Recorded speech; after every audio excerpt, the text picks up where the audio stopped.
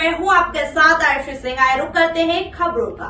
अनुसूचित जाति के युवक का पुलिस पर आरोप, न्याय न मिलने पर डीजीपी कार्यालय के सामने आत्मदाह करने की दी चेतावनी। दिनांक 22 मार्च 2024 को राजगढ़ के झाल पिपली निवासी दीपक मालवी के साथ वहां के कुछ क्षेत्रीय रहवासियों द्वारा मारपीट की गई थी और जाति सूचक शब्दों का प्रयोग किया गया था तथा झूठा मुकदमा भी दर्ज करवाया गया था, जिसके चलते दीपक मालवी को दिनांक 30 नवंबर 2024 की रात को पुलिस द्वारा दीपक मालवी को थाने बुलाकर मारपीट की गई थी, जिसके चलते दीपक को गंभीर चोटें आई थी और वहां अस्पताल में भर्ती किया गया था। दिनांक 20 दिसंबर को भीम आर्मी द्वारा भोपाल देहात आईजी कार्यालय पर प्रदर्शन कर ज्ञापन सौंपा गया था, जिसके चलते आज भीम आर्मी के दानिश खान एवं दीपक मालवी को लेकर आईजी कार्यालय पहुंचे तथा आईजी साहब से भेंट की, जिसमें आईजी साहब ने बताया है कि घटना में लिप्त 2 लोगों को लाइन अटैच किया गया है, परंतु दीपक मालवी का आरोप है कि पुलिस केवल लीपापोती कर मामले को दबाने का प्रयास कर रही है। दीपक ने 2 दिन पूर्व ही सभी घटना में लिप्त पुलिसकर्मियों को थाने में ड्यूटी करते देखा है।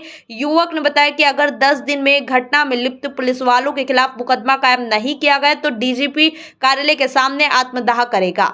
सर, आप लोग भोपाल आए थे आईजी कार्यालय, तो आपको क्या बोला आईजी साहब ने? ये दीपक मालवी जी मेरे साथ हैं, जो कि राजगढ़ जिले के बोड़ा थाना क्षेत्र में निवास करते हैं।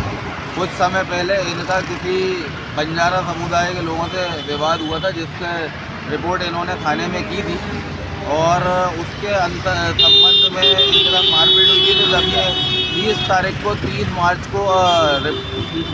नवंबर को रिपोर्ट लिखाने बोड़ा थाने गए, तो वहाँ के जो कुछ पुलिसकर्मी थे इनके साथ उन्होंने अभद्र व्यवहार किया, इनके जाति सूचक गालियाँ दी और इनके साथ मारपीट की, जिसका के मतलब ये कई दिन तक हॉस्पिटल में एडमिट भी रहे। तो इसके लिए हमने अभी कुछ समय पहले यहाँ भोपाल देहात आईजी साहब को ज्ञापन दिया था और जो इस प्रकरण में पुलिस वाले लिप्त थे उनके खिलाफ कार्रवाई की मांग की थी।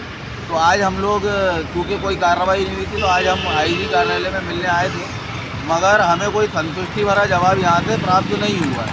तो हम इसके लिए अब आगे भविष्य में जो है आज से 10-15 दिन में अगर और कोई कार्रवाई नहीं होती तो फिर डीजीपी साहब से मिलके इनके लिए न्याय दिलाने का बात करें। और दीपक जी, आप इस मामले को लेकर क्या कहना चाहते हैं? मैं कुछ नहीं, आईजी साहब को हमने 20 दिसंबर को ज्ञापन दिया था और ज्ञापन में सामने हमें 8 दिन का समय दिया था, लेकिन हम तो 8 दिन से 20-22 दिन बाद ऑफिस साहब से मिलने आए, लेकिन साहब ने कोई संतुष्टि भरा जवाब नहीं दिया। ऐसा लगता है प्रशासन इसमें पूरी तरीके से लिपापोती कर रही है। आईजी साहब के द्वारा बोला जा रहा है कि आज थाने के कुछ कर्मचारी लिखते हैं तो उनको हमने लाइन अटैच कर दिया, लेकिन मैंने कुछ दिन पहले देखा था तो वो वहाँ पे जॉब कर रहे हैं। तो मैं तो कहना चाहता हूँ 10 दिन का समय और देता हूँ मैं, अगर 10 दिन में उन लोगों के ऊपर मुकदमा कायम नहीं किया गया जल प्रशासन के व्यक्तियों के ऊपर, तो मैं भोपाल डीजीपी कार्यालय के बाहर आत्मदाह करूँगा 10 दिन। ठीक है सर। दीपक जी, मुझे ना पंडित ना मौलाना लिखने में ऐतराज, दिग्विजय सिंह। पूर्व मुख्यमंत्री दिग्विजय सिंह का बयान। मुझे ना पंडित लिखने में ऐतराज, ना मौलाना लिखने में ऐतराज है, ना संत महात्मा, ना सरकार, ना फादर लिखने में ऐतराज है। ये सब लिखने में कोई ऐतराज नहीं है। इस मानसिकता ने समाज का, देश का सत्यानाश किया है। आमंत्रित करते तो द साबरमती देखने जाता Digvijay Singh. The Sabarmati Kerala express film के सवाल पर बोले वो उनकी फिल्म है, आमंत्रित करते तो देखने जाता। मध्य प्रदेश में SC/ST आज़ादी के आंदोलन में सबसे बड़ा योगदान जंगल सत्याग्रह रहा है। अंग्रेजी हुकूमत ने वन संपदा लूटने का नियम लाया है, इसके खिलाफ आंदोलन शुरू हुआ। अभी भी गरीबों में ST/SC बाहुल है। कांग्रेस सरकार ने इस वर्ग को अधिकार दिए, प्राकृतिक संपदा का पहल उन्हीं का है। जंगल सत्याग्रह दिखाने का क्या? पहले तो यह है कि मैं आपसे कहना चाहता हूं कि मध्य प्रदेश में अनुसूचित जाति और जनजातियों का आजादी की लड़ाई में सबसे बड़ा योगदान रहा है, तो वो रहा है जंगल सत्याग्रह।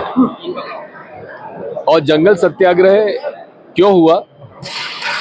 क्योंकि अनादिकाल से जो हमारे आदिवासी भाइयों और बहनों का जो वनों पर अधिकार था, वो वनों के अधिकार को अंग्रेजी हुकूमत ने वन संपदा को लूटने के लिए 1927 में इंडियन फॉरेस्ट एक्ट लाई थी, जिसके खिलाफ लोगों ने आंदोलन शुरू किया क्योंकि उनके सूखी गिरी लकड़ी उठाना बंद हो गया। उनके जो माइनर फॉरेस्ट प्रोड्यूस थे वो लोग नहीं ला सकते थे। वो अपने घर के निर्माण में लकड़ी नहीं लगा सकते थे, वो बांस नहीं काट सकते थे।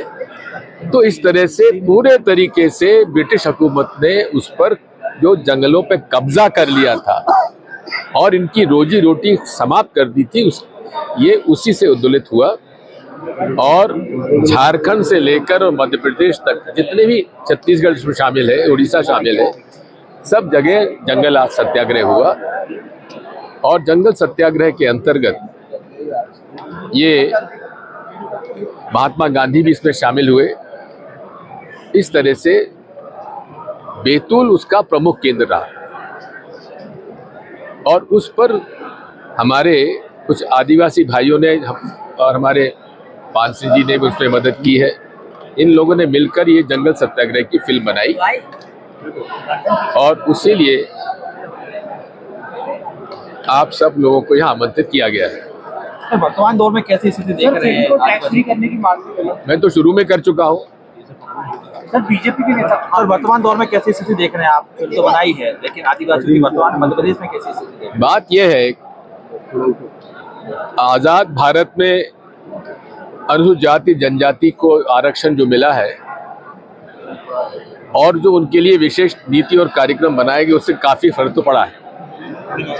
लेकिन अभी भी जो गरीबी रेखा के नीचे जितने लोग हैं, उसमें अनुसूचित जाति और जनजाति का बाहुल्य है। इसको भी अनदेखा नहीं किया जा सकता। कांग्रेस पार्टी ने यूपीए सरकार में वन अधिकार अधिनियम 2006 में लाई। उससे जो पुराने कब्जे थे आदिवासियों को जमीन के, खेती के, उसका कब्जे दिए गए और वन संपदा, माइनर फॉरेस्ट प्रोड्यूस पर उनको अधिकार दिए गए और बांस को टिम्बर से हटाकर उसको ग्रासलैंड में डाला गया, जिससे कि बांस के उत्पादन का भी लाभ उनको मिल सके। अब यही है कि जल, जंगल और जमीन, ये प्राकृतिक संपदा का पहला हक आदिवासियों को होना चाहिए। सर बीजेपी और वनों में रहने वाले लोगों को होना चाहिए। सर बीजेपी कह रही है कि आपको गोधरा फाइल्स और केरला फाइल्स के लिए भी लोगों को आमंत्रित करना चाहिए। जी, अगर उन्होंने आमंत्रित किया होता तो हम चले जाते। आपको भी करना। नहीं, मैं क्यों आमंत्रित करूं? उनकी फिल्म है कि हमारी फिल्म है? ये आपकी सर? ये आदिवासियों की है, जिसके साथ कांग्रेस जुड़ी हुई है। सर फिर से मध्य प्रदेश में कई शहरों के नाम बदलने की सियासत शुरू हो गई है। मुस्लिम ये कोई विषय नहीं है, मुस्लिम जो क्षेत्र थे, इनके पास कोई इशू नहीं है तो नाम बदल रहे हैं। सर मुख्यमंत्री कहते हैं मौलाना लिखने में जीवान अटक जाती है, लिखने में पेन रुक जाता है। ये शायद उनके साथ होता होगा, हमारे साथ नहीं होता। सर साबरमती हमको ना पंडित लिखने में ऐतराज है, ना मौलाना लिखने के ऐतराज है, ना संत महात्मा लिखने के ऐतराज, और सरदार लिखने में ऐतराज है, और फादर लिखने में कोई, हमारे आर्क बिशप लिखने में ऐतराज नहीं है। ये मानसिकता जो है, इसी ने सत्यानाश समाज का किया है और यही सत्यानाश पूरे देश का कर रहा है, ये मानसिकता। मुख्यमंत्री जी, आपसे उम्मीद नहीं थी। सर भारत जोड़ो यात्रा में आपने बहुत महत्वपूर्ण भूमिका की। यात्रा 27 तारीख से निकाले जा रहे हैं। कोशिश ये होगी सर कांग्रेस की कि ये हर जिले तक पहुंच सके, हर घर तक पहुंच सके, हर घर,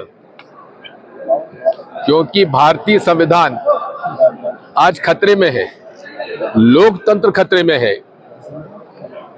जिस प्रकार से महाराष्ट्र में मतदाता सूची में हेरफेर किया गया, 4.5 साल में बढ़े 42 लाख और 4 महीने में बढ़ गए 47 लाख वोटर। अब आप बताइए, ये क्या, ये इलेक्शन कमीशन तो सो रहा है। धन्यवाद। शर्मा के मामले पर क्या कहेंगे जी, सौरभ शर्मा के मामले पर क्या तो आपसे पूछना चाहता हूं क्या हो रहा है।